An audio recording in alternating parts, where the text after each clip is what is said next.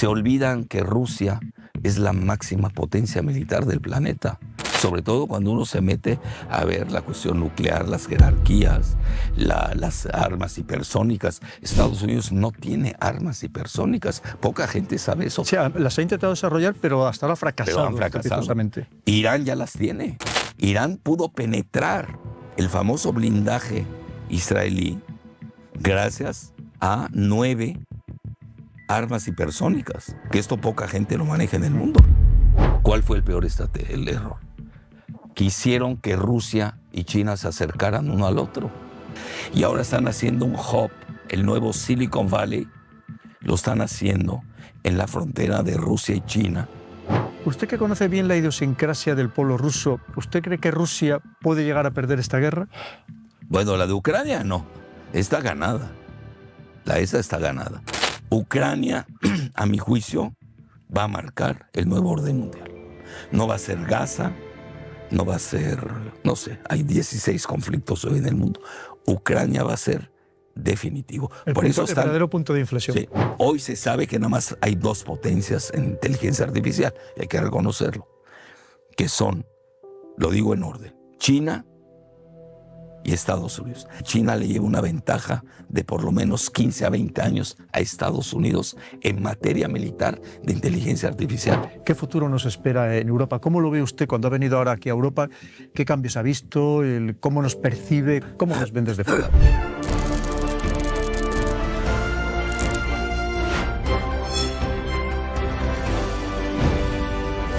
Queridos amigos, bienvenidos al canal del Coronel. Como sabéis, siempre intento traer a los mejores, de los mejores, de los mejores, para dependiendo de los temas de los que vamos a hablar, ¿no? Pues mirar, hoy tenemos la gran fortuna, un verdadero privilegio, un honor de tener con nosotros a una persona que está considerado el mejor analista geopolítico de todo Iberoamérica y uno de los 5 mejores de todo el mundo. Analista geopolítico, geopolitólogo, como vosotros le queráis denominar, pero como os digo, una persona que sabe muy bien todo lo que pasa en el mundo, por qué está pasando, incluso que pueda hacer un balance de lo que puede suceder a corto plazo, pues de la mejor manera posible, porque tiene todos los datos, lleva muchísimos años trabajando en esto, y desde luego, como os digo, es un verdadero honor el poderle tener aquí en el canal del Coronel. Estoy hablando de Alfredo Jalife. Alfredo Jalife es mexicano, como os digo. Por tanto, por eso dicen que es el mejor analista geopolítico de toda Iberoamérica, además reconocido por todo el mundo, tiene muchísimos seguidores, como ya sabéis, también tiene algunos detractores, como tenemos todos, pero os puedo garantizar que es una persona que sus palabras son oídas incluso por muchos presidentes de gobierno, porque cuando habla, no habla cualquiera, habla con total conocimiento de causa. Así que, don Alfredo, bienvenido al canal del Coronel. Bueno, pues un enorme placer y honor estar con usted, coronel. Pues podemos empezar por su queridísimo país, que ya sabe, un país que yo también quiero mucho. Es un país, México, que tiene un potencial enorme, que puede ser perfectamente la 5ª o la 6ª economía del mundo. Tiene todo para ello, todas las capacidades, todas las posibilidades. Le queda pues mejorar algunos aspectos, como puede ser, por ejemplo, la educación, pero qué mejor que usted para contarnos cómo ahora mismo es la situación real en México. Ahora mismo ha habido unas elecciones, ha ganado la primera mujer en todo Norteamérica, el presidenta del gobierno, Claudia Sheinbaum, y pues me gustaría que nos contara un poco cómo se han vivido estas elecciones. Ha habido también mucha violencia, ha habido lamentables muertes de políticos. ¿Y qué espera usted de este nuevo gobierno? Porque sé que usted tenía relación incluso personal con López Obrador, y con lo cual conoce muy bien la política mexicana. ¿Qué nos puede contar, don Alfredo? Bueno, primero que nada, a mí mismo me asombró el resultado, que ahora algunos lo están poniendo en tela de juicio porque fue un resultado apabullante. Evidentemente es gracias al carisma del presidente López Obrador, que tiene una oposición muy ruidosa, pero no necesariamente efectiva, y lo vimos en la elección. Y es una pena porque yo sí soy de la idea de la alternancia del poder, separación de poderes. Al menos yo sí pertenezco a esa escuela plural. Porque el maniqueísmo acaba en la exclusión del otro. No da pie al pensamiento dialéctico, buscar un pensamiento sintético que es el que hace avanzar verdaderamente a los países desde el punto de vista civilizatorio, de las ideas, etc. Entonces, primero que nada, el resultado fue apabullante. Tiene mayoría calificada, nosotros le llamamos, cuando pueden cambiar las leyes. Es decir, no sé qué tan bueno sea la muerte de una oposición. Y conste que esa oposición conmigo no ha sido muy benigna, pero nosotros tenemos que ser generosos aún en el triunfo. Y el problema aquí es de que, usando los términos neoliberales, que son los que dominan todavía México por la cuestión financiera, tenemos un gran defecto, por ejemplo, no tenemos una verdadera banca. Ya quisiéramos tener un Santander, un BBVA a ese nivel, porque México tiene la capacidad de tener ese tipo de bancos. Y pues el primer mensaje, que tampoco nos los esperábamos, era porque el primer mensaje fue la caída del peso mexicano, el superpeso. Pues ¿cómo? Si era la moneda, la mejor divisa de los países emergentes. Sino que le pregunten a Turquía, a Egipto, y no acabaría. Entonces, muy fuerte porque un bajón, porque fue un bajón de casi 7%, no es menor en un solo día, ¿no? Aunque luego se medio repuso. Y posteriormente también, pues, ya lo de la bolsa mexicana no afecta tanto como la caída de la divisa, por el gran intercambio que tenemos entre México y Estados Unidos, donde a veces se nos olvida que tenemos, eso la gente poco lo sabe. Y yo he seguido el problema migratorio de México con Estados Unidos de hace 40 años, por mi edad. Acabo de cumplir 76. Muchas veces me dicen, bueno, ¿y cómo es que sabes tanto? Y eso, pues por blockchain. Es por blockchain. Así de fácil. Pues ya que tiene uno muchas vivencias. Entonces, en Estados Unidos tenemos alrededor de 44 millones de mexicanos que están colocados casi España. Estamos hablando de España. Una España entera en México. En México, o sea, de mexicanos en Estados Unidos. Se dice fácil. Impresionante. Pues sí, pero más impresionante aún, están colocados estratégicamente en los dos principales estados de Estados Unidos, que son California, que es el primer Producto Interno Bruto, y el segundo, que es Texas, el segundo Producto Interno Bruto de Estados Unidos, que además tienen votos electorales masivos de los principales que direccionan o redireccionan, dependiendo del caso, una elección. Entonces, los mexicanos pueden decidir la elección en Estados Unidos como la elección en México. Pero todavía ese segmento no ha participado en la elección en México como se esperaría. Y además no existe la infraestructura para tal proceso masivo, etcétera, etcétera. Entonces, yo lo primero que diría, incluso lo escribí, así que no tengo ningún empacho en repetirlo. Habían dos candidatas y un candidato. Y a mí me preguntaban, ¿y qué, a quién le vas? No le voy a ninguno. Los tres son globalistas.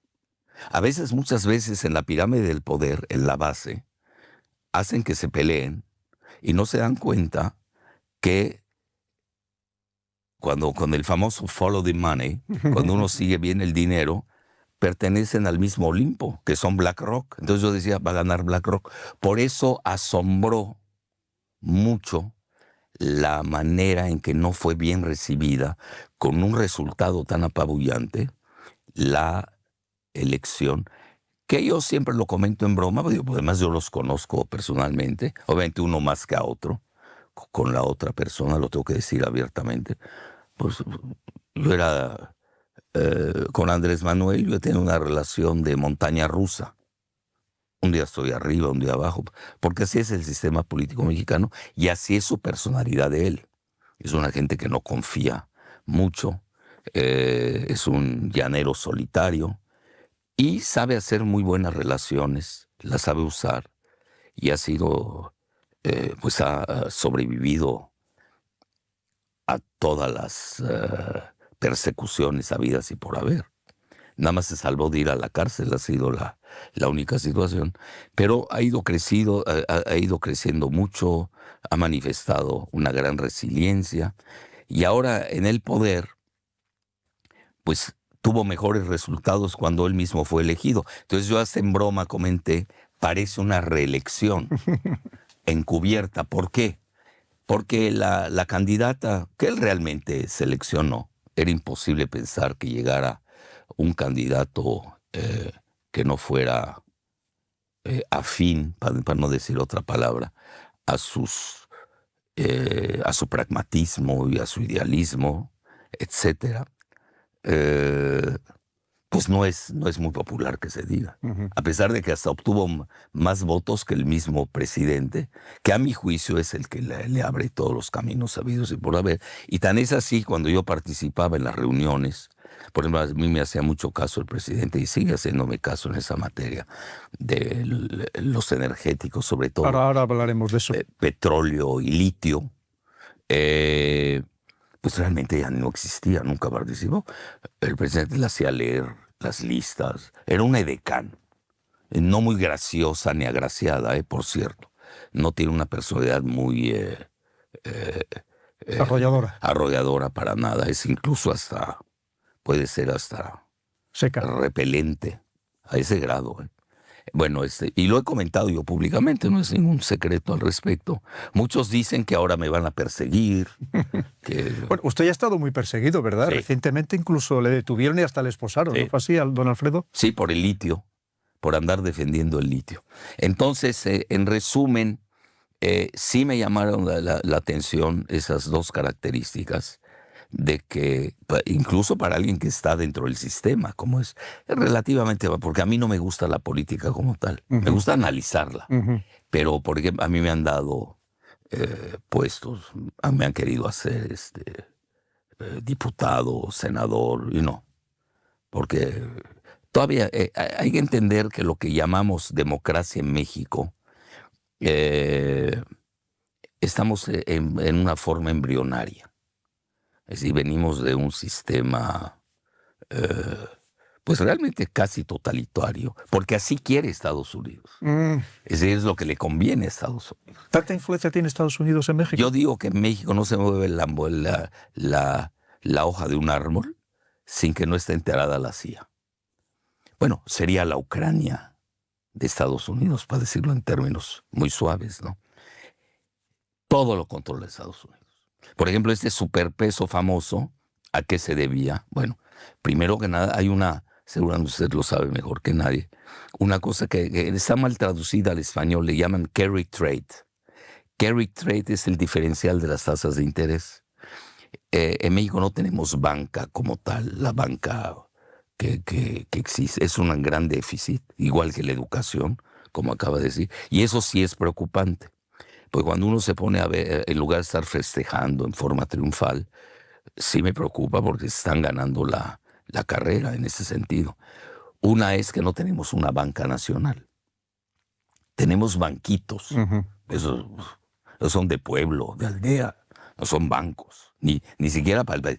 El presidente dejó hacer el Banco del Bienestar, que sí mueve mucho dinero, pero tiene más fines electoreros, porque ahí se mueve el dinero que se le da a la tercera edad, a los ninis, a los que ya saben, los famosos ninis. Bueno, es una cantidad monstruosa de dinero, pero no es una banca financiera. Es algo inédito que él inventó, que por ejemplo Gaddafi no lo supo hacer en Libia. Gaddafi, con toda la fortuna que tenían de ingresos para un país de 2 millones, no sabía cómo distribuirle al pueblo todos los ingresos del gas y sobre todo del agua, que usted sabe que tiene gran cantidad. Esa es la razón de la invasión de Libia. Es decir, yo ahí no pierdo mi tiempo a personalizar en mis análisis. El acuífero que tenía, que quería hacer de Man-Made River, Sí, el río hecho por el hombre. Entonces no supo distribuirlo y luego comete el error que le da el Banco Central alguien formado en la City. Bueno, se acuestan con el enemigo y luego se arrepienten. Entonces, si hubiera consultado con Andrés Manuel, pues obviamente hubiera creado una banca del bienestar, que la ha hecho muy bien. No para fines financieros propiamente dichos. Sí, no es una JP Morgan. No, para nada, exacto. Entonces, en ese sentido, sí tenemos ahí una gran carencia. El famoso carry trade, ¿qué significa? Que la banca de Wall Street coloca, bueno, vamos a decir, compra bonos del tesoro, el equivalente mexicano, nosotros le llamamos CETES. Ellos tienen una tasa del 5% con los bonos del tesoro en Estados Unidos. Y en México están pagando alrededor del 12%. El simple hecho de trasladarlo a México ya están ganando 7%, claro, sin hacer nada. Un movimiento... Menudo negocio. Un movimiento contable. Por eso es muy fuerte que ese diferencial del 7% casi lo haya alcanzado la devaluación abrupta del peso, que no fue así brutal, porque en México las devaluaciones son, ya sabe, el estilo latinoamericano, son del 30, 50, 100%, y hemos tenido de esas devaluaciones, que son más geopolíticas. Vea, yo me he metido a estudiar mucho las devaluaciones en el sistema globalista, y son voluntad de Estados Unidos. Es decir, técnicamente puede uno tener la peor divisa del mundo, y si Estados Unidos está de acuerdo con la política exterior de ese país, no le pasa nada. Y al revés, es decir, puede manejar excelentemente y técnicamente todas las variables conocidas, los parámetros, y Estados Unidos lo castiga a uno. Controla el Banco Mundial, todo. Fondo Monetario Internacional, las 4 grandes agencias de calificación, con lo cual... No hay manera de jugar con eso. Y esa es parte, yo creo que es la parte más importante, que no se ve, porque el gran público no se adentra a ello. Creo que hasta les da flojera, aunque dependemos más de ello que de lo otro, curiosamente. Es la parte más importante del control, yo diría, de la anglósfera, porque es todo un circuito muy bien manejado. Wall Street aprendió mucho de la City en Londres, ¿no? Y hoy pues llevan a cabo pues nada más le comento, muchas veces se maneja la deuda de Estados Unidos, ya está en 30 y pico. 35 millones. 35 millones de millones. De los de millones, son billones en español, trillones para ellos. En anglosajón, 10 a la 12ª potencia. Pero eso no es nada frente a la deuda que tiene el mundo. Y si uno lo compara, sobre todo, con la famosa ratio del Producto Interno Bruto. Pero hay algo peor de lo que no se habla, y la gente no lo entiende, con justa razón. Yo, por ejemplo,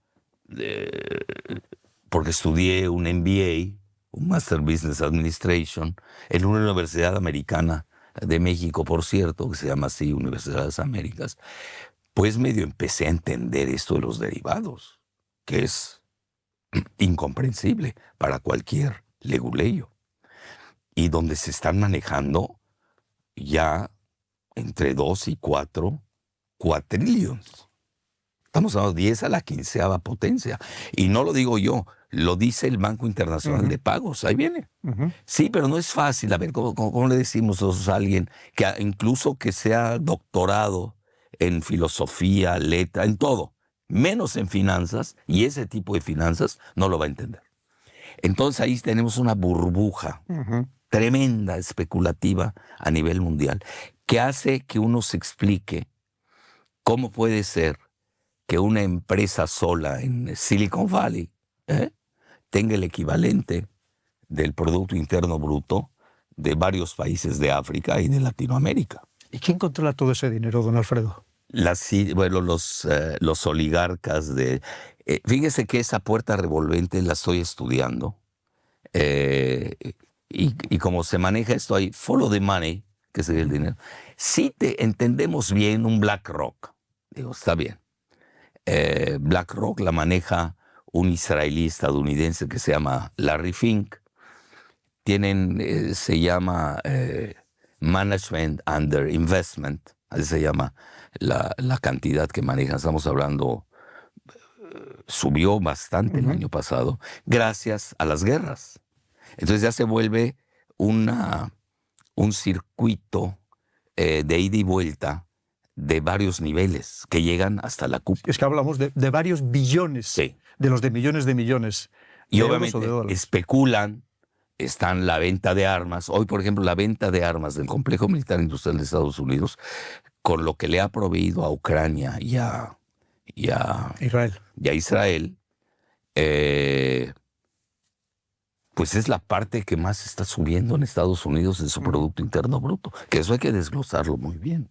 Es decir, ya entramos y luego especulan, apuestan a futuros, todo lo que se llaman opciones, hedge funds, fondos de cobertura de riesgo. Dice que van a reconstruir Ucrania, ¿no? Bueno, cuando la terminen de desmontar. Sí. Bueno, porque es el negocio, ¿no?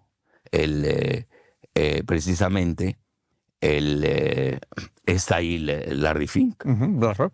BlackRock. Sí, porque vean, yo ahí, eso sí lo quiero decir muy bien, porque sí vale la pena. Y yo he formulado esa dicotomía, porque a mí me gusta. Yo las finanzas no la veo como dinero, yo lo veo como el instrumento de la economía, que ya se comió a la economía, que son las finanzas, pero como un instrumento del más alto poder. Total. En un sistema que se llama la globalización, que ya se vino abajo, que ellos mismos lo reconocen, ya no saben qué hacer. Entonces, por eso estamos viviendo un momento muy delicado, porque es de transición. La globalización ya entró a la fase de desglobalización. Y voy a citar, no soy publicista de BlackRock, y menos de Larry Fink, a quienes, bueno, no los critico, yo con manejar datos duros tiene uno más que suficiente, pero sí leo las cartas que le mandan a sus cuentavientes a principios de año. Y ellos mismos reconocen que ya la globalización... Yo sé que a muchos se les va a erizar los cabellos. Imagínense yo en un salón de clases de posgrado que emite esa hipótesis. Este profesor nos tocó un loco, ¿no? No tiene idea de que... Porque todo el mundo vive bajo la férula de que la globalización llegó para quedarse y es eterna, y es todo lo contrario. Entonces, por eso hay que acudir a los grandes que ellos mismos, pues a veces sí ocultan muchas de sus cosas, o hay otras cosas que ellos mismos la explayan. Y hablan ya de la desglobalización. Y recuerde usted muy bien, ahorita que estamos hablando, viniendo acá, el famoso offshore, es decir, las cuentas de los paraísos fiscales, que ahora ya los empiezan a golpear, se han vuelto nearshore. Ya están cerca de Estados Unidos. Pero también ya hay inshore, porque el nearshore no está funcionando. ¿Por qué razón? Porque se aceleraron mucho en hacer cuentas alegres y sustituir a China, como lo han querido hacer, con este decoupling. Ya estamos usando hasta términos en inglés, porque el lenguaje español ya es insuficiente, porque la tecnología lingüística nos dejó atrás y no tenemos términos en el idioma español. Es decir, hoy si subviviera Cervantes, no entendería lo que estamos diciendo ahora. Y además, como me está hablando de coupling y nearshore, offshore, pues se le erizarían los cabellos. A lo que quiero llegar, pues ya se está volviendo onshore, adentro de Estados Unidos, porque tampoco tienen ellos, con la gran tecnología que manejan, el ensueño que es Silicon Valley, con su famoso GAFAM, ya saben, ¿no? Que todas manejan trillones. Estamos hablando... Para que nos entienda todo el mundo, las GAFAM son Google, Amazon, Facebook, Microsoft. Exacto. Twitter nunca entró porque era pequeña. Creo que por eso la pudo comprar Elon Musk con el X famoso. Bueno, que es otra persona que pertenece. Esa es la parte en la que estoy. Bueno, ok. Ya entendí esa dicotomía que son los megabancos y los gigabancos. No, un megabanco es propiedad de los gigabancos, ¿sabes? JP Morgan Chase. Si uno se mete a ver las acciones, la propiedad catastral, como lo diríamos correctamente, pues el dueño es BlackRock. el dueño es Vanguard. Vanguard y BlackRock, que a su vez son accionistas los unos de los otros. Así es. Y chocan a veces en los intereses de las acciones y todo. Bueno, ok, eso ya lo entendimos. Ya entendí en la pirámide del poder. ¿Y qué tal si al final del día, porque no hay que perder de vista la Reserva Federal? Y la Reserva Federal no es una reserva tan federal, porque es privada. Propia, privada, pero que ahí están los grandes bancos. Eso es lo más interesante. Wells Fargo, Chase, JP Morgan. Ahí entran precisamente lo que yo llamo megabanco. Entonces ahí están JP Morgan, Citigroup, que no anda bien, tambaleándose, Wells Fargo, que viene de una quiebra. Eso es importante. Y se tuvo que fusionar, etcétera, etcétera, porque lo agarran. Hay un memorable artículo de The Guardian al respecto. Y el otro, el que queda, Bank of America. Bank of America, sí, ahí se está manejando, etcétera, etcétera. Y la banca que viene abajo, la banca normal, ya no se diga la rural, está quebrada. Quebrada. De hecho, está siendo absorbida por estas grandes. Entonces estamos porque realmente el capitalismo solo per se, y no hay que irnos tanto a estas sofisticaciones modernas. Seguramente usted conoce La fábula de las abejas, de Bernard de Mondeville, clásico libro, que es mucho más ilustrativo del capitalismo que la obra que hizo Adam Smith. Porque tiene varias, ¿no? Ya sabe, la mano invisible. Bueno, cuando uno empieza a oír esos términos mágicos, bueno, ¿y de qué se trata, no? Entonces yo ahora estoy en esta fase de esa dicotomía entre los grandes bancos, los gigabancos, los otros que están, los otros incluso están teniendo problemas, tipo Goldman Sachs, etcétera, etcétera, porque le apostaron muy duro a los derivados. Y no hay que perder de vista la crisis de 2008, ya que hago un paréntesis. Yo creo que el mundo cambió en 2007 y en 2008. ¿Por qué? Y los efectos ya se empezaron a ver ahora. 2007, ¿por qué razón? El discurso famoso de Putin en la conferencia de seguridad de Múnich. La Wehrkunde, que le conocen. Y ahí dijo lo que iba a pasar. Señores, háganme caso. Es que no le hacen caso. Está loco hablando, etc. Se olvidan que Rusia es la máxima potencia militar del planeta. Sobre todo cuando uno se mete a ver la cuestión nuclear, las jerarquías, las armas hipersónicas. Estados Unidos no tiene armas hipersónicas. Poca gente sabe eso. O sea, las ha intentado desarrollar, pero hasta ahora ha fracasado. Pero han fracasado. Irán ya las tiene. Irán pudo penetrar el famoso blindaje israelí gracias a 9 armas hipersónicas, que esto poca gente lo maneja en el mundo. Por ejemplo, alguien tipo Alastair Crooke lo sabe, el mismo Scott Ritter, que es un gran analista, incluso estadounidense, que fue el que dijo no hay armas de destrucción masiva en Irak, cuando Saddam Hussein, bueno, ¿y eso qué? A ver, ¿quién va a reclamar ahora? Ya destruyeron Irak, ya se llevaron prácticamente todo lo que era Irak, etc. Y fue un fracaso militar. Visto en términos muy coloquiales, yo no veo que haya sido un fracaso, porque yo tengo otra lectura. Mientras sostenga la burbuja especulativa financiera, la gran burbuja, sigue siendo un éxito.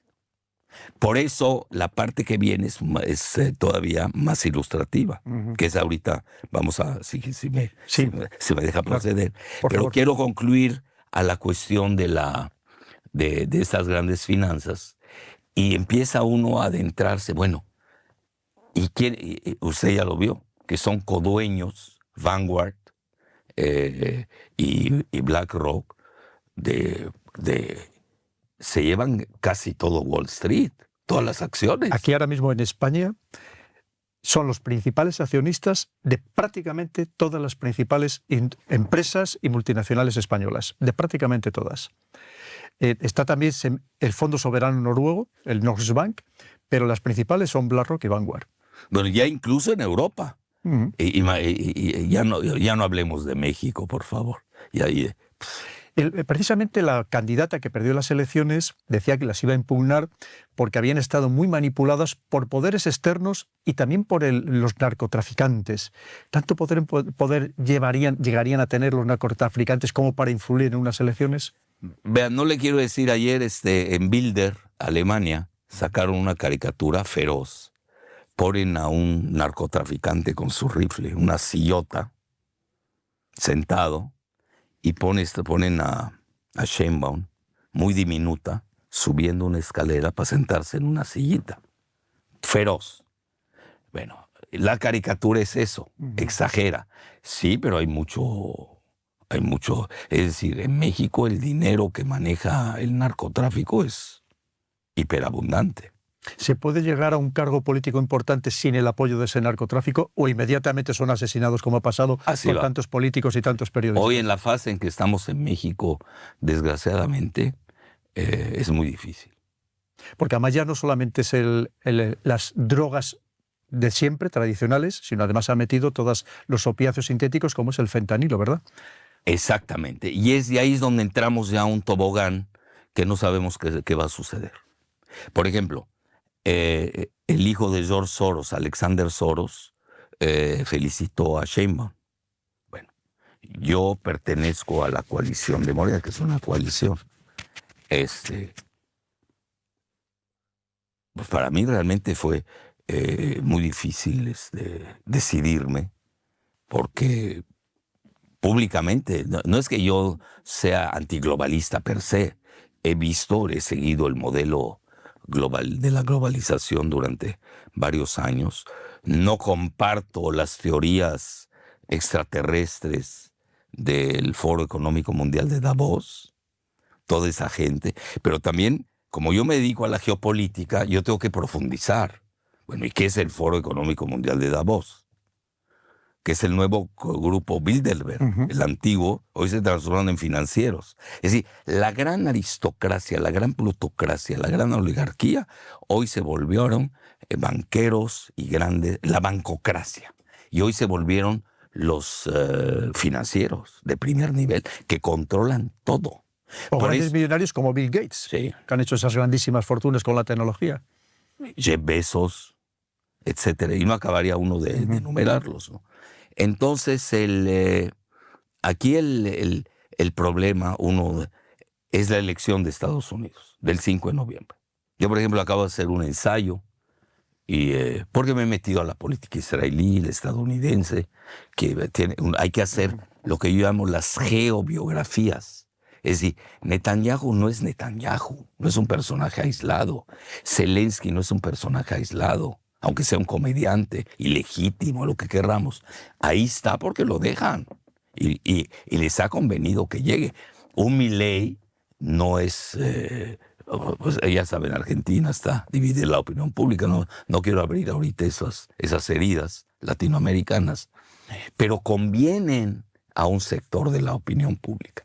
Y a lo que quiero llegar es de que a mí me queda muy claro la elección estadounidense,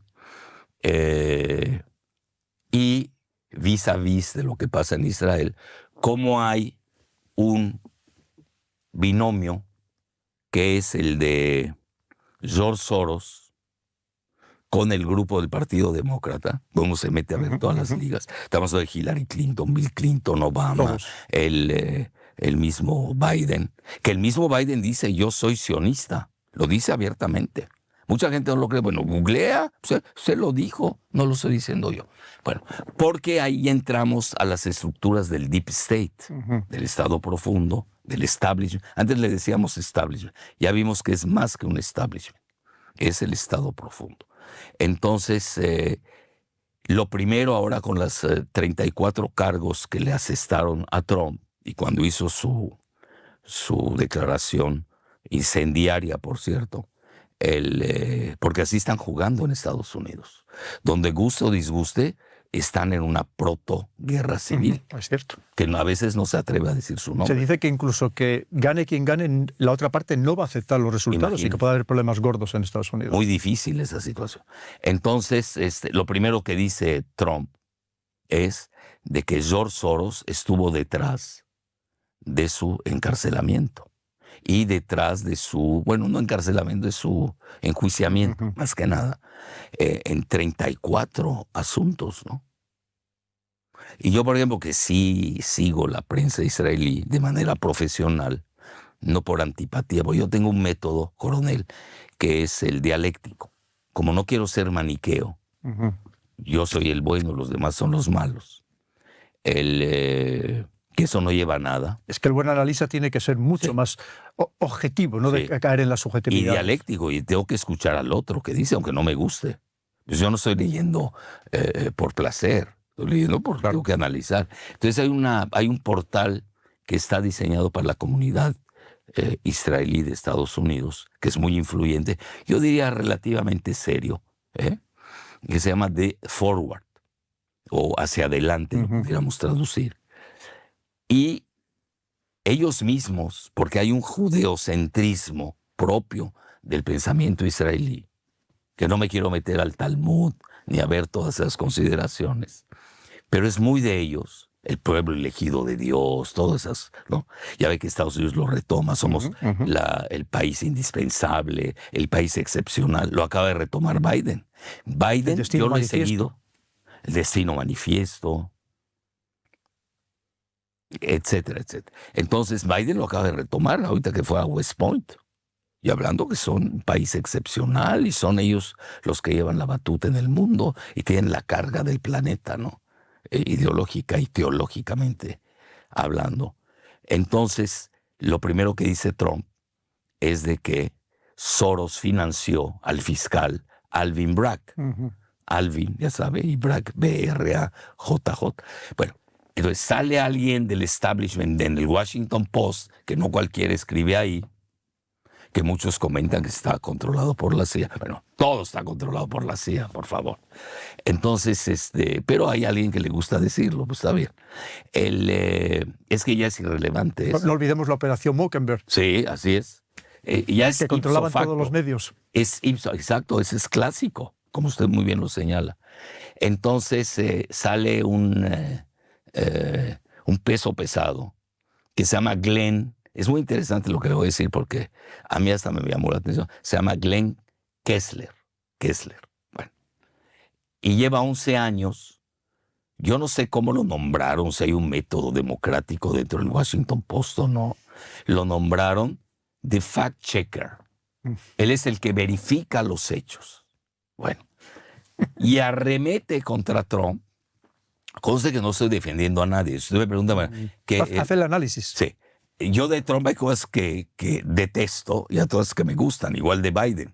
Yo, por ejemplo, soy de origen católico, de cultura católica, y a mí siempre me gustaba todo. Imagínense, llegan los católicos, Biden, un católico sui generis. Llega Nancy Pelosi, católica. John Kerry, católico. Bueno, oye, pues estamos en la gloria, ¿no? Y luego me doy cuenta que en la guerra de Ucrania no tiene nada de católicos, ¿no? Y prefieren apoyar a un comediante de origen israelí ucraniano que no llegan ni a 50,000 personas en toda Ucrania, en contra de la iglesia ortodoxa que es más cercana a Rusia y que además son eslavos racialmente hablando. Entonces, este famoso Glenn Kessler, en su fact checker, imagínense, pues será él el autoverificador. Él mismo se nombró. O que nos digan a los que estamos fuera cómo lo hicieron. Pero además, yo también soy fact-checker sin nombrarme. Entonces me pongo a ver los datos de Glenn Kessler y pura contradicción. Dice, lo que pasa es que le están pegando por antisemita, etcétera. Y él está raro, no sabemos si es o no antisemita. Forward lo escribe, por cierto. Y Forward, en ese judeocentrismo que manejan, dice, hubieron 7 factores judíos. A mí no me gusta usar la palabra judío. A mí no me gusta usarla. Yo uso o israelí, o hebreo, etc. Y últimamente ya soy más dedicado porque ya hago, por ejemplo, uno cuando es crítico vis-a-vis de Israel, es antisemita. Bueno, a mí, por ejemplo, me han atacado los grandes intelectuales que perdieron ahora la elección, que apoyaron a esta XG. de antisemita no me bajaban. Entonces yo salí con algo original. Dije, a ver, ¿cómo voy a ser antisemita? Si usted es semita. Yo soy 4 veces semita. Soy de origen cananeo, fenicio, libanés. A ver, ¿cómo? Hablo árabe. Mi abuelo hablaba arameo en su pueblo natal en los cedros del Líbano. Tengo cultura. Más semita que usted nadie. Imposible, no puede haber más que... Porque y además, muchos de los habitantes de Israel ni siquiera han nacido en Israel. a eso voy. Y además no son semitas. Vea lo grave. Puede ser de origen europeo, muchos de ellos. Son házaros. Házaros, en inglés se les llaman khazars. Se escribe K-H-A-Z-R-S. Y en español son házaros. ¿Qué quiere decir? Son turco-mongoles de origen centroasiático que Claudia en el siglo Sheinbaum también es házara. ¿Cómo? Claudia Sheinbaum no es házara Sí, también. es házara. Zelensky es házaro. Netanyahu es házaro. Pero también se pelean entre ellos. Por eso ahí viene el choque de Soros con Netanyahu. Los dos son házaros. Pero ya se están peleando por el poder. Ideológicamente son diferentes. Uno es ultraprogresista y otro es muy conservador. No, bueno, Netanyahu es pro-Trump y es anti-Biden. No hay que perder el tiempo. Por eso yo decía, para retomar, bueno, ¿qué va a pasar en México con el Sheinbaum, con lo del fentanilo, para concluir esa parte que no me he perdido? Y lo que yo soy muy circular. No, pero me ha encantado. Es la rueda de la fortuna. Me encanta, es que sabe tantísimo, Bueno, don Alfredo. Entonces, el fentanilo sí es un problema para Estados Unidos. Y no es lo mismo, a ver, no son hipótesis, ya son hechos. Y sin tener fact-checker, ¿no? Bueno, Biden tuvo una política muy permisiva y teledirigida. Además, yo la sé porque yo tengo contactos de hace 50 años con la élite del Partido Demócrata, que no puedo decir nombres. Hasta, por ejemplo, un amigo mío que vivía, un gran economista, no puedo decir el nombre, uno tiene que ser, porque si no pierdo mis fuentes. Grandes Ligas, muy cercano a Kennedy, que era que es lo que le llaman el establishment ahí del noreste de Estados Unidos, que dominó. Ahora ya es Silicon Valley lo que domina. Pero nunca ha dejado de dominar Wall Street, curiosamente. Los demás son instrumentos. Entonces, ellos ya tenían desde hace 30 años una política de mutación demográfica. ¿Por qué razón? Para ya sacar al Partido Republicano de la jugada. Entonces permitieron toda la cuestión migratoria partiendo de un simplismo, que lo cual era cierto, además. Era un simplismo, pero real. Era mi caso también. Yo toda mi vida fui prodemócrata. Toda mi vida. Pero ya después de las atrocidades de Obama y ahora con Biden, muy difícil ser prodemócrata. Entonces, ¿usted cree, don Alfredo, que antes de llegar las elecciones de esto de principios de noviembre, dejará Biden el puesto de líder demócrata a alguien, que puede ser Michelle Obama, que puede ser Kamala Harris, porque, hombre, desde luego no parecen las mejores condiciones para enfrentarse a Trump, por muy aparentemente debilidad que esté, porque además Trump es tan astuto que incluso de lo peor sabe sacar lo mejor, ¿no? Sí. Sabe sacar beneficio. Bueno, eso es lo que está en tela de juicio en la convención del Partido Demócrata. Hay una hipótesis, bueno, él no es ningún secreto, padece deficiencia cognitiva, lo dice el médico de cabecera de Obama, grado 4, saluda fantasmas. Todos los días. Bueno, entonces, obviamente él está, bueno, esta persona no puede tomar decisiones. ¿Quiénes están tomando las decisiones en el equipo Biden? Se va a ir de espaldas cuando yo le diga que todos son házaros, los más importantes. Jacob Sullivan es Jacobo. Jacob, se puso Jake para Anthony Blinken. Anthony Blinken, Janet Yellen, la que hace Nuland. la guerra, Nuland, Vicky Nuland. Bueno, esas no son casualidades, por favor, eso no existe. Entonces, son los que manejan el verdadero poder. Y quizás uno que no es házaro, que es que hoy está manejando la cuestión del Medio Oriente, que es el director de la CIA, Burns, que es un diplomático conste, no le puedo echar porras a alguien que es director de la CIA, pero yo estoy analizando. Es serio, conoce su materia.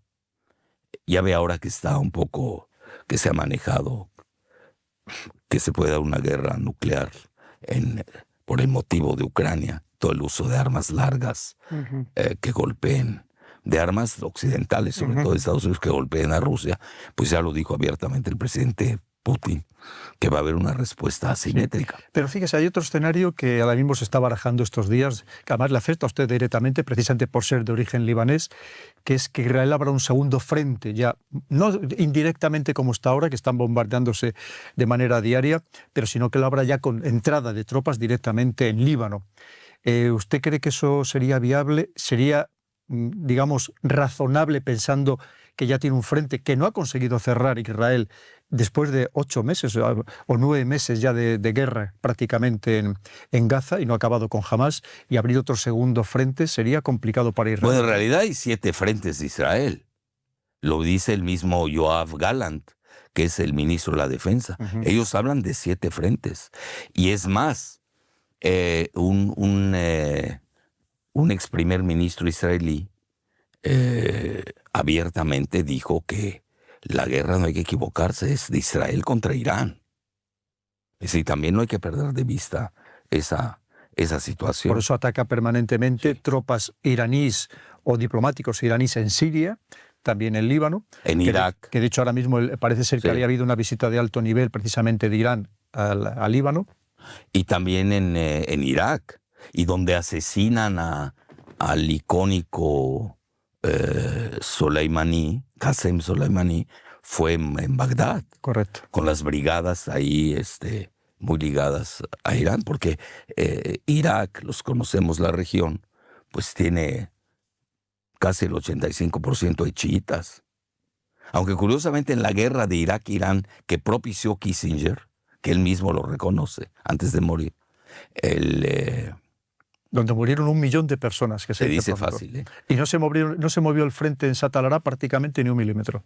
No, ¿y por qué razón? Porque convenía que se mataran y estaban vendiendo armas a los dos.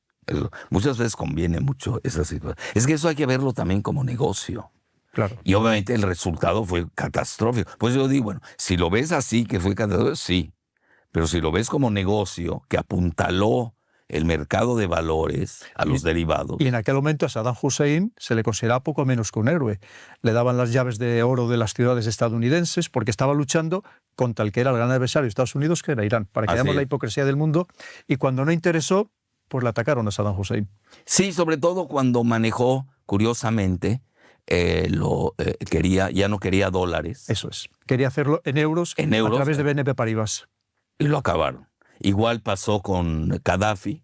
Con el dinar de oro. Con el dinar de oro. Entonces, regresamos siempre a las finanzas. O Hugo Chávez con el sucre.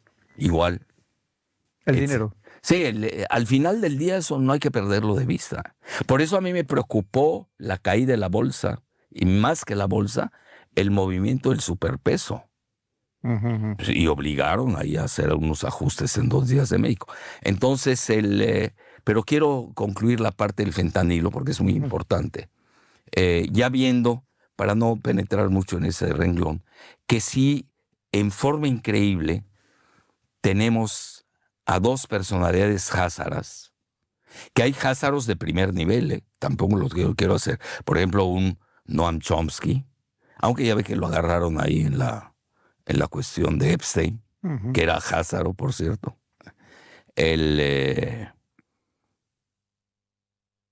Y también está la cuestión con Trump y su alianza con Netanyahu, que le dio todo. La capital, las alturas del Golán dejó anexarlas. Correcto. Su yerno, pues era el mediador. Y uno vive los acuerdos de Abraham.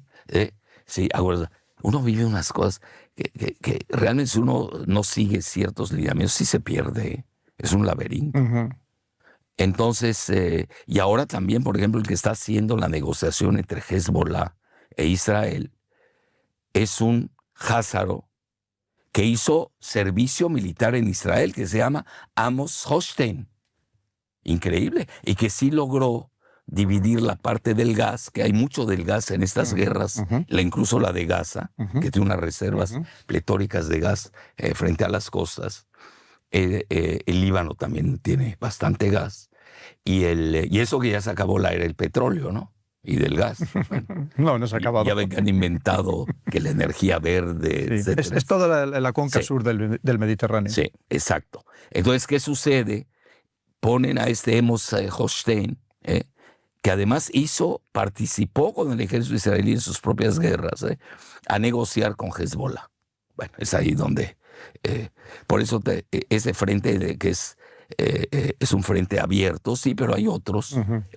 Sigue el de los Houthis, que ya ve que han elevado la escalada. El día le pegaron al Dwight Eisenhower, al portaaviones. Casi nada. Varias veces. Casi nada. Se dice... Que se dice pronto. Sí, se dice pronto, etcétera, etcétera. Entonces, pero sí, yo creo que al final la guerra es entre...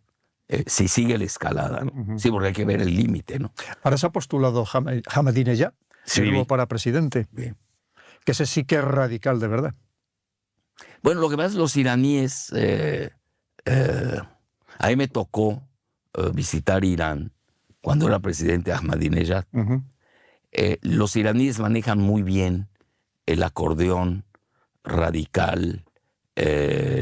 Son muy astutos. Y juegan ajedrez, inventaron el ajedrez con los hindús. Bueno, ellos sí juegan al ajedrez. Saben cuándo estirar, cuándo frenar, etcétera, etcétera. Entonces, esos son términos occidentalistas. No sé qué tan bueno sea. Por ejemplo, ellos no usan eso de radical, moderado. Por ejemplo, dice, ya ve que tuvieron antes a presidentes moderados, entrecomillados. Morraisi. Como Rouhani. Luego también había el otro, Khatami, que hasta hablaba alemán, daba clases de filosofía.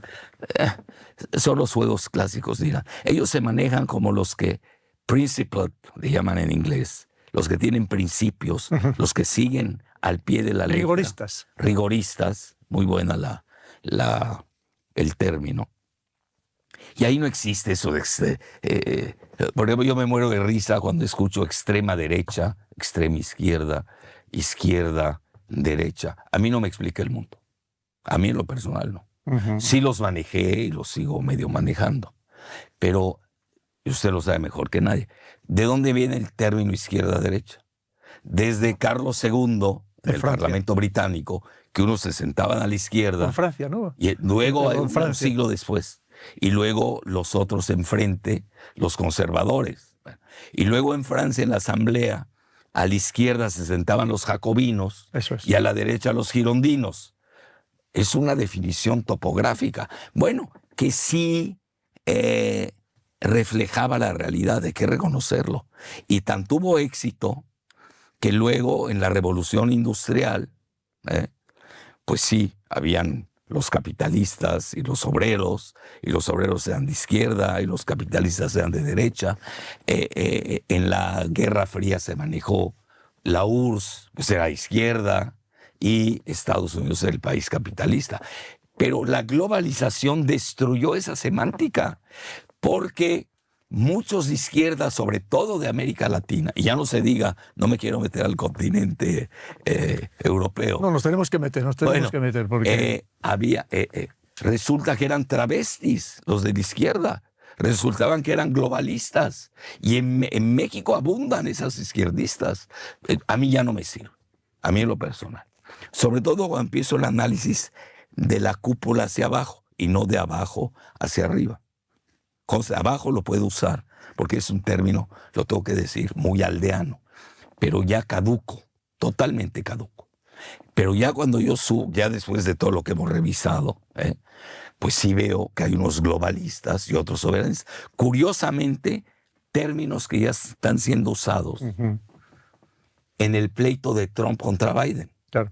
Que son los que definen, nos gusta o no, participan en la definición del mundo. Le dejo beber un poco y mientras tanto le voy a poner un poco la situación de cómo está Europa para que usted luego nos haga su análisis. En Europa estamos en una fase decreciente, clarísimamente, una fase incluso de degradación social clara. pensando que una Alemania lleva ya más de 2 trimestres en recesión, que se están planteando si tienen dinero suficiente para pagar las pensiones, entre otras muchas cosas, que según el Fondo Monetario Internacional y JP Morgan va a crecer solo el 0,2, Alemania, ni más ni menos, que era la gran locomotora de Europa. Estamos perdiendo peso en el Producto Interior Bruto Mundial, claramente también. Ya no tenemos la tecnología puntera porque la tienen otros países, que luego hablaremos de ellos. Y sobre todo tenemos una carga social pensando que entre el 50 y el 60% de todos los beneficios sociales de todo el planeta se gastan en Europa. Y estamos hablando de poco más de 500 millones de habitantes, cuando en el mundo hay otros 7.500 millones de personas. ¿Qué futuro nos espera en Europa? ¿Cómo lo ve usted cuando ha venido ahora aquí a Europa? ¿Qué cambios ha visto? ¿Cómo nos percibe? ¿Cómo se percibe desde el exterior a esta Europa? Si de verdad vamos a chocar contra un muro con todo esto del New Green Deal, con todas estas carreras que a lo mejor estamos poniendo zancadillas a nosotros mismos. ¿Cómo nos ven desde fuera? Pero sí quiero concluir porque es importante la dicotomía. Incluso tengo un libro al respecto que hoy le cambiaré el título porque le puse globalistas versus nacionalistas. La palabra nacionalista da pánico. Ayer estaba viendo el Financial Times, que yo lo leo. Muchos dicen antes de nacer, ya lo leía. Porque lo tengo que leer, yo tengo que ver cómo están los mercados. Igual leo Bloomberg, igual leo Wall Street Journal, diario, antes que la prensa. Porque a mí la prensa normal, porque a mí los barómetros, precio del oro, precio del petróleo, me indican realmente cómo está la situación. Mucho más que los análisis muy sesudos, pero que hay que demostrar. Eso no tiene demostración. Es decir, el superpeso se vino abajo 6.6%, la bolsa mexicana, con todo y que hayamos tenido el famoso modelo avasallador en la elección. Entonces, sí, y yo hoy, si volviera a hacer la edición del libro, le pondría globalistas versus soberanistas. ¿Por qué? Porque hay muchos de derecha que son, esa derecha caduca, que son soberanistas. Y tengo muchos de izquierda que son globalistas. A mí no me resuelve mi visión del mundo. Es decir, sí me resuelve una elección común y corriente, pero no me resuelve el mundo con el prisma geoestratégico. Son dos cosas diferentes totalmente. Bueno, entonces regresando a su pregunta, yo creo que es muy fácil ver a Europa. Yo creo que es el contexto. Me duele mucho porque yo soy eurocéntrico, soy eurófilo. Incluso yo participé mucho en mover el sucre como moneda, divisa en Sudamérica, con mis amigos ecuatorianos de aquel momento, incluso con nuestros amigos venezolanos también de aquel momento. E incluso, lo digo abiertamente, no tengo empacho en decirlo, el comandante Fidel Castro se valió mucho de mis asesorías para adoptar al euro en lugar del dólar como divisa de reserva, pero lo hicimos desde el punto de vista geopolítico, o geofinanciero, mejor dicho, porque tarde o temprano, cuando ellos se iban acercando con Miami, y ahora si gana Trump van a tener problemas, si gana en Cuba van a tener problemas.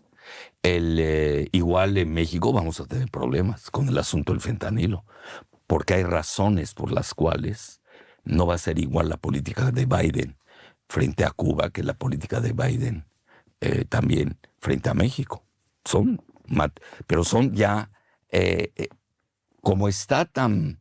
No me gusta a mí el término polarizado, es peor que polarizado. Como está fracturada la biosfera, a nivel geoestratégico es muy fácil verlo. Porque yo parto del análisis geoestratégico y lo maneja la misma Rand Corporation, que por un lado, hay 3 superpotencias. No lo digo en orden. Yo creo que hoy lo pondría en desorden. Estados Unidos, Rusia y China. El acercamiento, y por eso regreso al 2007, que no me he perdido. El discurso de Putin fue seminal. 2008, quiebra de Lehman Brothers, y le quieren endosar a China la quiebra de Lehman Brothers y sostener el modelo financierista estadounidense. Ahí se rompe, ahí es donde dice China, ya no juego. Porque en 2000, incluso en ese momento Rusia, lo digo en términos muy coloquiales, le dice a China, abandona los bonos del tesoro. Ya vamos a darle el golpe de gracia al dólar, que esa es la fuerza de Estados Unidos. Eso es importante. Hoy Estados Unidos nada más tiene 3 poderes reales. 3. No hay que perder. El dólar, pero no hablo del dólar callejero, de donde voy cambio en un change. Ese es callejero, eso no tiene nada que ver.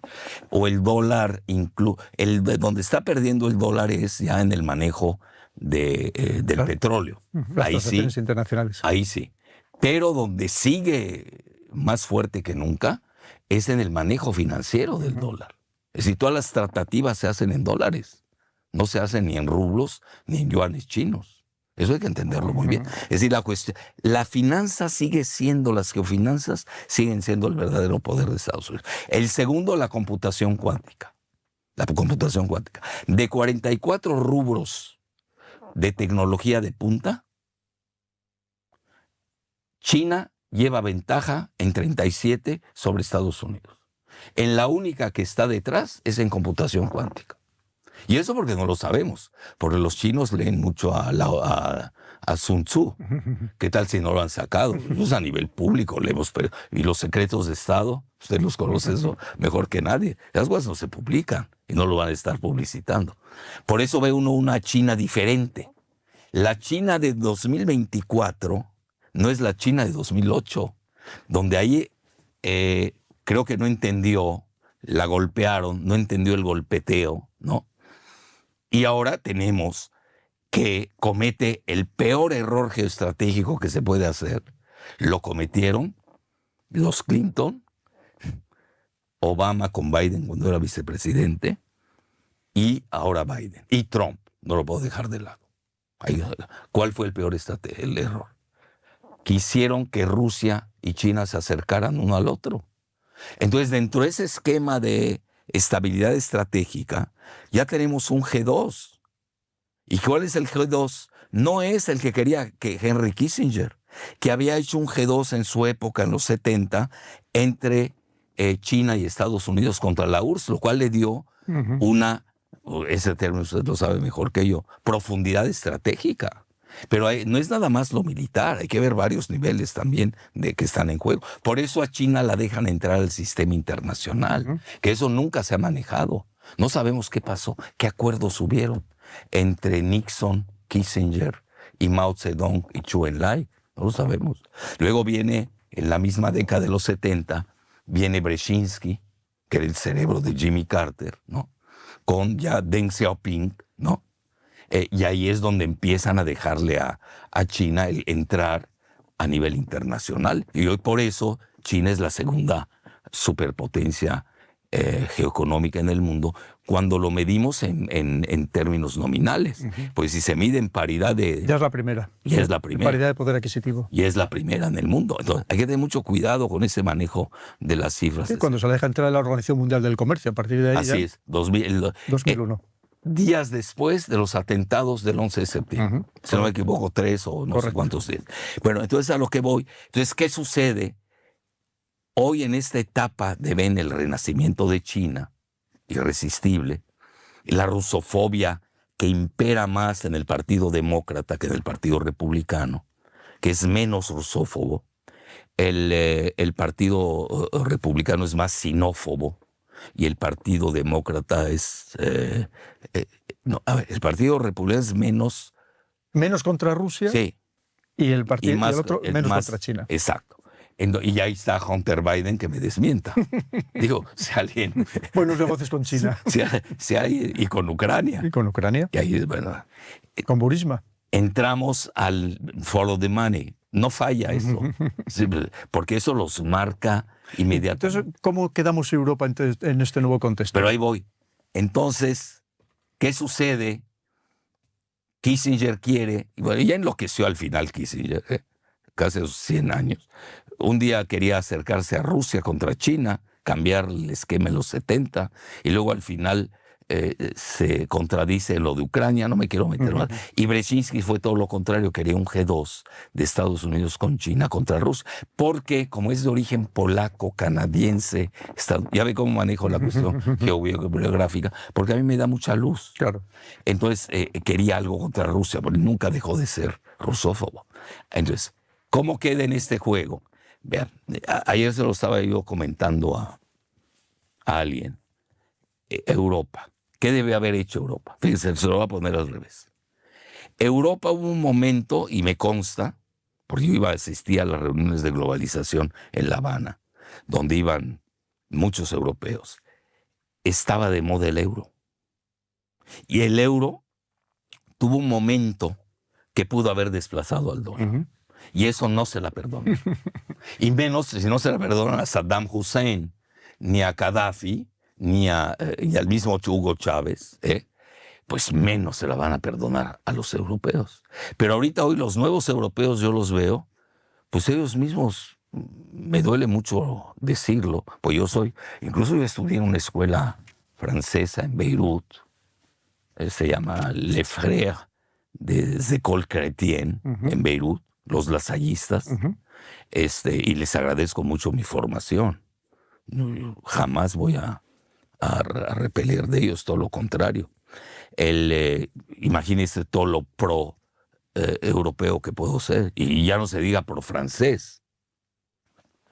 Hablo francés, escribo francés, todo, hice mi internado en el Hotel Dieu de París, etcétera, etcétera. Bueno, pero ese uno lo tiene que decir no en forma defensiva, porque si no, es que es pro-Putin. Esto, inmediatamente lo ponen. No entienden, sí, te encasillan. No entienden que los 4 colores son primarios. Hay 4 colores primarios y de ellos se pueden surtir varios colores. Yo he visto de varios colores, hacen el blanco. Bueno, cuidado, hay que tener mucho cuidado. Es igual el juego de la geopolítica. Entonces, ¿cómo se ha encontrado Europa cuando ha venido? ¿Cómo dice? ¿Cómo se ha encontrado Europa cuando ha venido ahora? Bueno, depende de qué Europa. Y en concreto España. Bueno, depende de qué Europa. Bueno, lo que pasa es que yo, España, es la tercera vez que vengo. Yo hacía 20 años que no venía a Madrid. Sí la veo cambiada, la veo más digitalizada, ¿no? Barcelona estuve hace 6 años, etcétera. Pero sí quiero llegar a esto, de que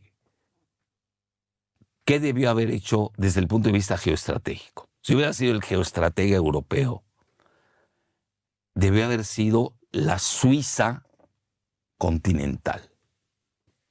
No meterse en los líos de Rusia con Estados Unidos, que bombardean el Nord Stream 2 y solapan incluso un atentado hecho y derecho. Y ya son dependientes porque rompieron con el gas ruso y ahora les cuesta 4 veces más el gas licuado natural proveniente de Estados Unidos, que es un negocio para ellos. ¿Y cómo está Alemania? Usted lo acaba de comentar, su caída industrial. Estamos en el primer país ahora. Y luego Estados Unidos está creciendo pues gracias a ello. Es decir, al final del día cometió un grave error geoestratégico Europa. Esa Europa de la que estamos hablando. No sé qué vaya a pasar en las parlamentarias próximas. Parece ser que va a crecer mucho la extrema derecha. Usando esos términos de extrema derecha. Ahora le llaman ultraderecha, es la última palabra que se emplea. Es peor todavía. Hasta cierto punto tiene lógica porque hay lugares donde se ha degradado muchísimo la seguridad, ¿no? No solamente en Alemania, pensemos por ejemplo Suiza, que era el paradigma, poco menos el paraíso en la tierra, y en cambio pues es un país que está sufriendo muchísimo la inseguridad, pero muchísimo. Entonces sí que puede ser que haya una transformación profunda en el contexto del Parlamento Europeo, que es lo que se va a elegir ahora. Bueno, ¿y ahí qué van a decir? Ganó Putin. Bueno, claro. Es que ahora es el comodín para todo. Si las cosas van mal, toda la culpa evidentemente la tiene Putin. Eso es lo que le quería preguntar. Usted que conoce bien la idiosincrasia del pueblo ruso, ¿usted cree que Rusia puede llegar a perder esta guerra? Bueno, la de Ucrania no. Está ganada. Esa está ganada. Pero sí quiero concluir lo de Europa, porque imagínense yo que soy de formación, vamos a ponerla así, francesa. Cuando salió el libro de Emmanuel Todd, este gran pensador francés, que no tiene mucha publicidad, se conoce más a le Nouveau Philosophe, ¿no? Ujú. A Bernard-Henri Lévy, pues que tiene todo su manejo que ya conocemos, las editoriales en Francia, cómo se manejan, es decir, no es ningún secreto, etcétera, etcétera. Sí, pero con una población galopante cada vez más de origen norafricano islámico, que eso no hay que perderlo en Francia, ¿no? De vista, que obviamente va a tener efecto en las elecciones del Parlamento Europeo. Ujú. Entonces, y es una persona que ha sido muy... porque él maneja mucho la demografía. Ujú. Yo, por ejemplo, lo puedo decir públicamente, yo no usaba mucho la cuestión demográfica porque no era una herramienta que hubiera aprendido. Yo soy autodidacta en ese sentido. Tengo otras profesiones, pero esa no. Y menos la de ser demógrafo. Y ahora lo primero que veo es la edad de un país. Problema de Europa, la edad. La falta de hijos. Problema de Japón, la edad. Falta de hijos. Rusia, problema. Y eso se lo escuché a Biden en una ocasión. Ujú. Dice, Rusia es muy fácil de destruir porque tiene demografía negativa. Y es cierto, hoy ya se estabilizaron, pero si uno ve todo lo que sucedió con la caída del muro de Berlín, la Perdió disolución muchísima de la población. URSS, perdió mucha población, etcétera, etcétera, toda la época de Yeltsin. Y tenemos una restauración, vamos a ponerla así en términos imperiales rusos, imperiales en el buen sentido de la palabra. Todo el grupo de San Petersburgo, que tiene un historial, que son los que están gobernando Rusia, etcétera, sí tiene un problema demográfico. Y eso lo tienen que pensar muy bien. Ujú. Y Estados Unidos lo tiene bien contemplado. Entonces, a lo que voy, acá tiene... Bueno, le he leído muchos libros a Emmanuel Todd. El primero, casi a la par de Hélène Carrère d'Oncos, que había escrito L'Empire éclaté, quiere decir el imperio resquebrajado, previó demográficamente la caída de la URSS, porque el 20% de la población que eran musulmanes, y con una población, y yo me llevo muy bien con el mundo islámico, digo, para que no hayan problemas. O sea, jalifes, islamófobo, y empiezan los adjetivos, ¿no? Ahora todo es filias y fobias. Sí, sí, Oigan, sí. el mundo hay 4 colores, empecemos con eso. Es que no se puede hacer ningún análisis de nada porque enseguida nos Sí. etiquetan. Entonces, ¿qué sucede?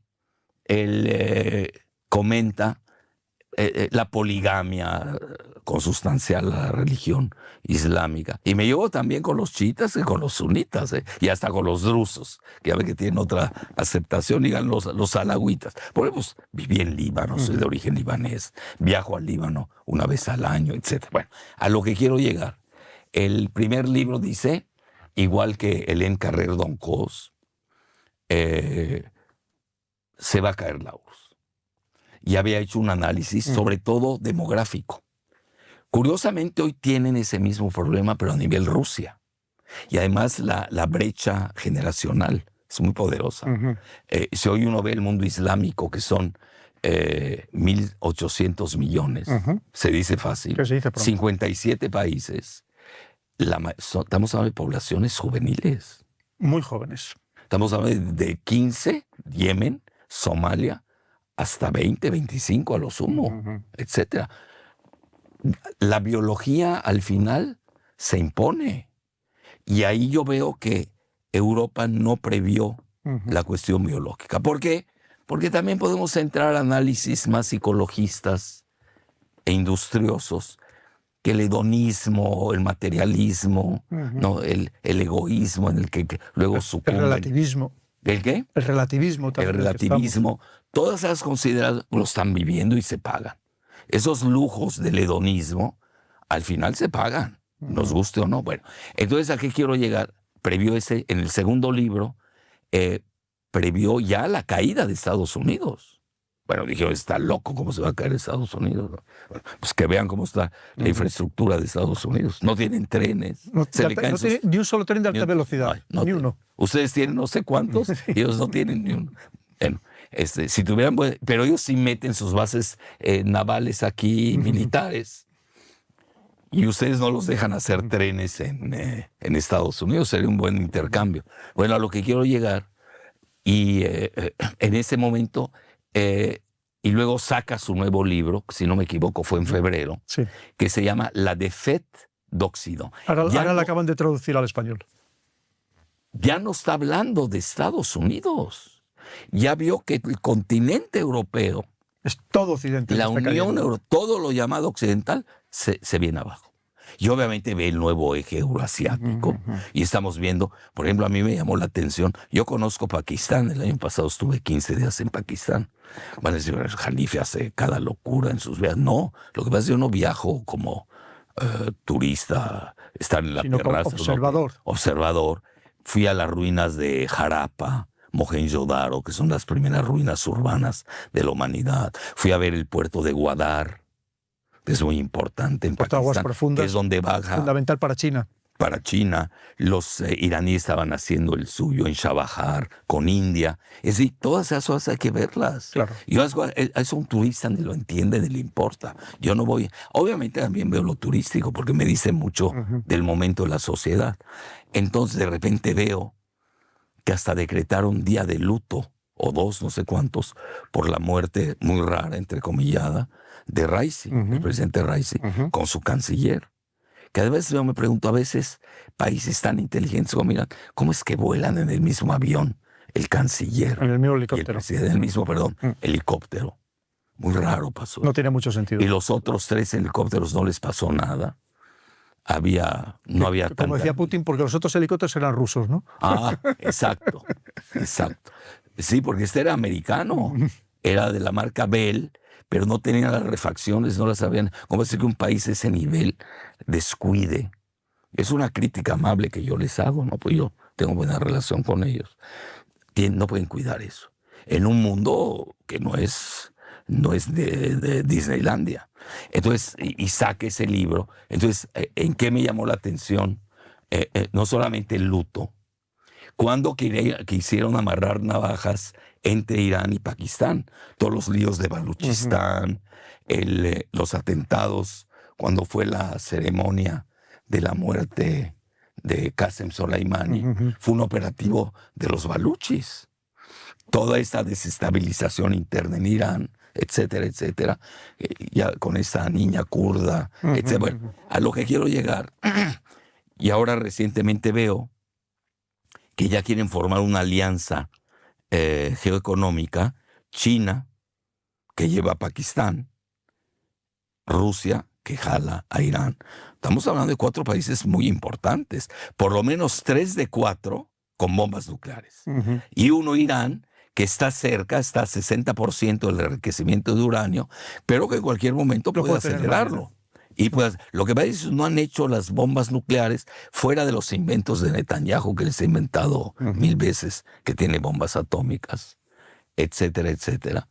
Porque para ellos es un-islamic, es anti-islámico tener bombas nucleares. Pero ya con lo que están viviendo ya se dan cuenta que esto no es el cielo. El infierno, yo diría, como lo dijo Jean-Paul Sartre, l'enfer c'est les autres. El infierno son los otros. Nos hemos dejado arrastrar en Europa a una guerra que no era nuestra guerra contra Rusia, un enfrentamiento que nos ha perjudicado, y unas sanciones que sabíamos desde el primer momento que iban a ser un boomerang, que nos iban a hacer más daño a nosotros que a Rusia. De hecho, Rusia va a crecer un 3,5%, cuando Alemania va a crecer un 0,2%. Y ¿alguien piensa que, conociendo a la idiosincrasia del pueblo ruso, el pueblo ruso va a ceder y va a perder la guerra? No, hombre, es no conocer la guerra patriótica.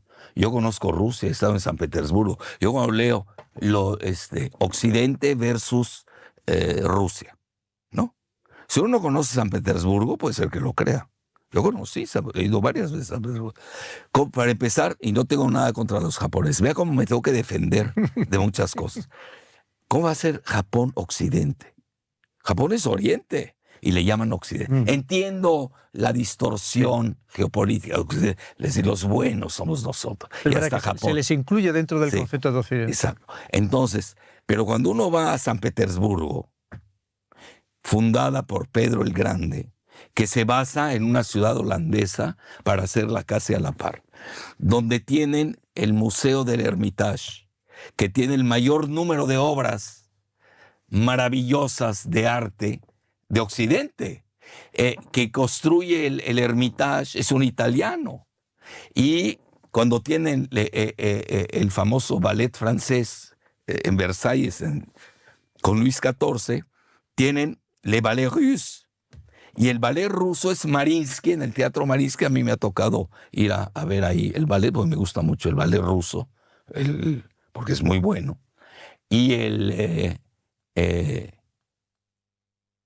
y es de origen, entre comillas, occidental. Yo no conozco una ciudad más occidental en el mundo que San Petersburgo. Y quieren manejarle que son antes. Lo que pasa, bueno, los han querido acordar desde el punto de vista político, porque trae un sueño Estados Unidos desde hace mucho.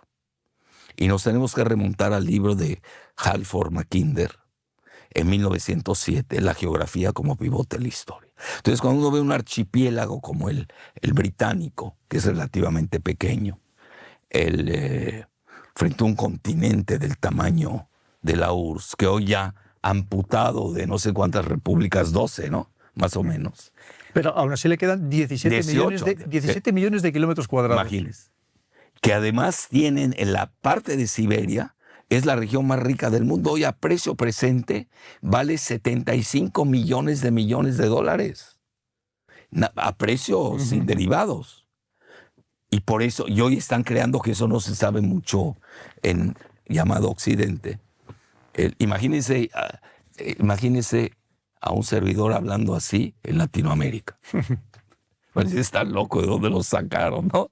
Bueno, pues la gente no está informada, o es neófita, o es oligofrénica. Muy manipulada. Intoxicada por Netflix y todos los multimedia de Hollywood, etcétera, etcétera. Y ahora están haciendo un hub, el nuevo Silicon Valley, lo están haciendo en la frontera de Rusia y China, en esa región en donde acaba de ir a visitar Putin, en China, y con Vladivostok. Y ahí viene el gran auge. Entonces, eso yo creo, Rusia tiene que pensar mucho, a mi juicio, tiene que pensar en forma inteligente, tienen la capacidad de hacerlo, su nueva demografía. Porque ahí sigo viendo que es muy poca población, estamos hablando 140 y pico. No llega a 150 millones. Millones de habitantes para un territorio tan extenso. Que ya vimos que en guerras, pues sí pesa el factor, usted lo sabe eso mejor que nadie, sobre todo en la infantería, ¿no? El factor de la densidad militar. Totalmente. Pues terminamos ya hablando de China. Es, en cierto modo, ya la nueva superpotencia. Antes hablamos del aspecto económico, pero tenemos que hablar de la carrera espacial, tenemos que hablar de todos los avances tecnológicos, hasta del mundo electrificado. Ella es el que más coches eléctricos vende en todo el mundo. Está invadiendo prácticamente el comercio mundial. De hecho, ahora mismo Estados Unidos, Biden le va a imponer unas tasas altísimas, concretamente al coche eléctrico del 100%. Nos está presionando a Europa, a Estados Unidos, para que también le impongamos tasas. ¿Está asustando China a Estados Unidos? ¿Estados Unidos está realmente preocupado con este avance de China? Sí, pero ya venía desde tiempo atrás, ¿no? Lo que ves que ahora se ha exacerbado con la guerra de los chips. Y luego, ver a una persona como Janet Yellen ir a decirles que traen overcapacity. Es que parece un chiste. Para que no entienda todo el mundo, le hubieran dicho la secretaria del Tesoro, la ministra de Hacienda, por así decirlo, estadounidense. Sí, pero a ver, que le hubieran dicho eso a Henry Ford, ¿no? O a ExxonMobil en su época. Bueno, con los Rockefeller, por cierto, o a Henry Ford, que traen. Y luego va Blinken y dice lo mismo. Y ahí va a presionar para intentar jalar a China de los brazos de Rusia. Por eso el G2 entre Rusia y China nunca se lo imaginaron. Porque Estados Unidos es un país americanocentrista. Piensa en términos muy estadounidenses. No ve el resto del mundo y no lo entiende. Lo peor es que no lo entiende. Por eso ese asunto de los BRICS es muy importante. Si hoy vemos el ascenso de los BRICS, pues ya dejó atrás al G7. Acaban de ingresar 5 países. Uno se salió. Yo creo que hasta le hizo bien a los BRICS que se saliera, que es Argentina. Sí, pero entraron países petroleros de la talla de Irán, de Arabia Saudita, Emiratos Árabes Unidos, Egipto, que parece que no, pero es petrolero todavía, y Etiopía, que es más que nada simbólico porque es el único país que no fue colonizado en África, y es la sede, Addis Abeba, que es la capital, es la sede de la Unión Africana. Ujú. Y ahorita viene una volcadura de países que quieren ingresar a los BRICS. Yo pienso asistir a la cumbre de los BRICS en Kazán, porque yo creo que ahí va a ser la eclosión del nuevo orden mundial. Bueno, Pues ya vamos habla como de 40 países que se han postulado para unirse a los BRICS. Imagínense. México no quiere ingresar a los BRICS. Sí. Oye, no hay manera. La última noticia que acabo de leer es que incluso Turquía puede que se postule para ingresar en los BRICS una vez que fue rechazado para ingresar a la en la Unión Unión Europea. Sí, pero ahí entró la cuestión religiosa, ¿no? También. Nos guste o no. Pero no, por ejemplo, Bolivia seguro entra, si es que no tiene problema. Venezuela segurísimo. Bueno, ya van dos, ¿no? Y Brasil, que es el gigante latinoamericano. México, pero México tiene nosotros, siempre lo he dicho, estamos en una jaula geopolítica. No tenemos margen de maniobra. Claro, con Estados Unidos. Con Estados Unidos. Entonces, pero hoy el mundo, este nuevo mundo de los BRICS, ¿qué tiene como gran proyecto? Uno es desmontar al dólar. Correcto. Y ahí, porque es la fuerza de Estados Unidos. Ya ve que hace rato le dije que habían dos muy fuertes. No, me faltó la tercera, la guerra de propaganda. Nadie maneja mejor que la anglósfera la guerra de propaganda. La guerra cognitiva que se llama ahora. La guerra cognitiva. Mucho más sofisticada. No la tiene. Son los grandes maestros. Ni Rusia, ni todavía les falta mucho. China. Ni China y menos Irán. Entonces ahí siguen. Ellos son los que imponen la verdad absoluta. Total. Entonces, esos tres poderes de Estados Unidos ahí siguen. Y yo creo que han sido muy inteligentes en su alianza ilimitada, así le llamaron, tanto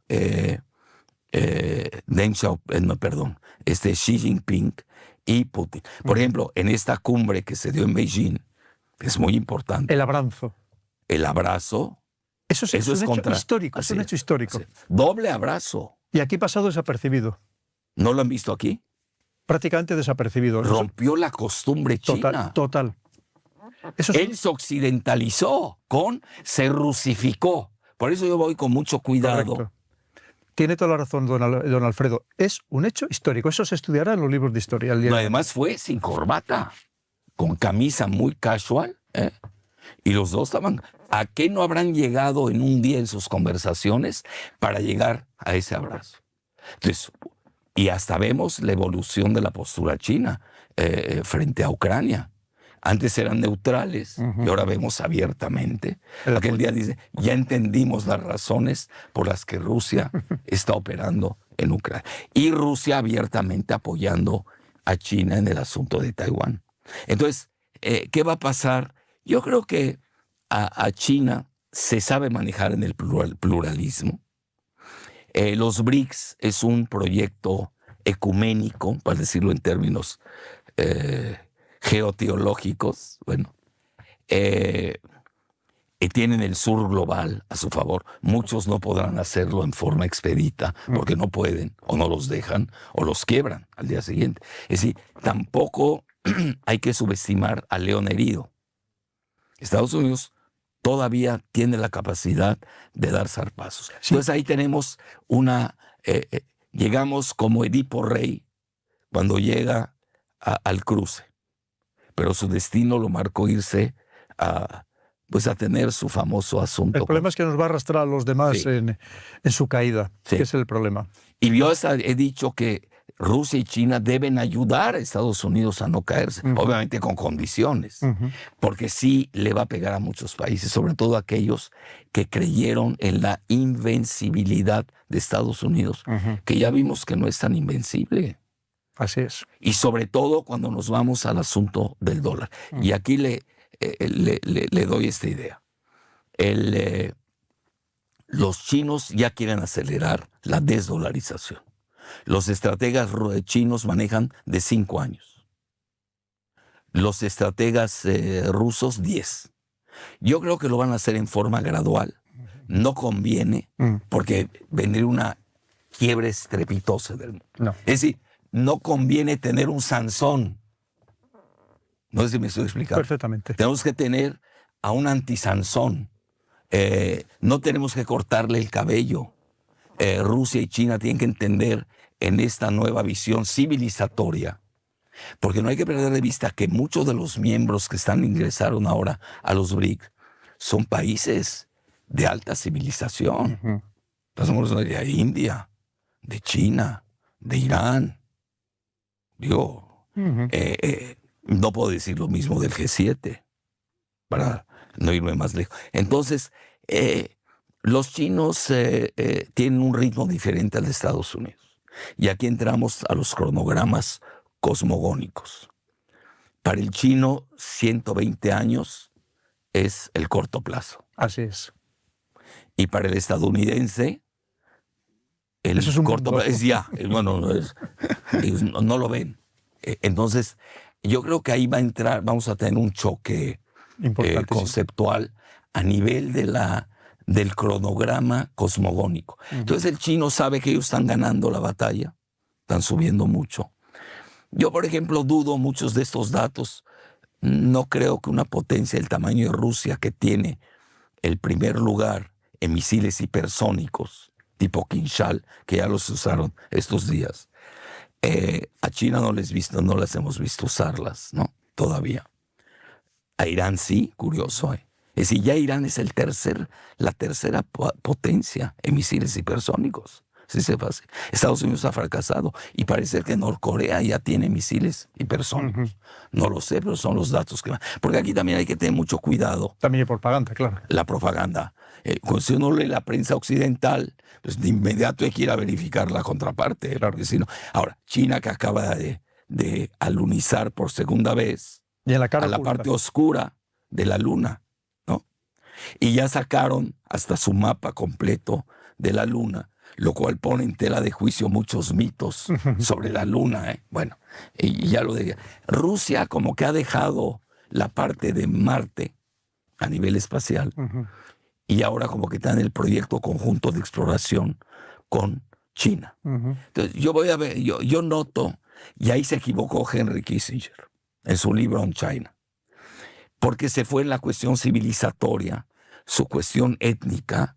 Yo creo le pesaron mucho. Uh-huh. ¿Por qué razón? Origen alemán, házaro, etc. Digo, jamás se van a poder unir China y Rusia porque son de culturas diferentes. Pues no, estamos viendo que dos culturas diferentes tienen una complementariedad que además se da desde el punto de vista geoeconómico. Uno tiene necesidad del otro. Así es. China necesita del gas ruso, que por cierto no se hizo el acuerdo. Creo que lo dejaron, lo siguen negociando, hacer el nuevo Nord Stream, uh-huh, que va a ser el gasoducto de Rusia con China. Porque ahí sí Putin operó una jugada, yo creo que muy audaz. Y un día me acuerdo lo hizo estando él en Bruselas. No sé qué pasó ahí, le dieron un papel con la OTAN o algo así.